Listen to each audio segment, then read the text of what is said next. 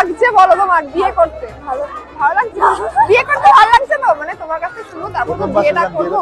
বিয়ে করতে ভালো লাগে কিন্তু তারপরের ভালো লাগছে। জামাই কেমন লাগছে? এইদিকে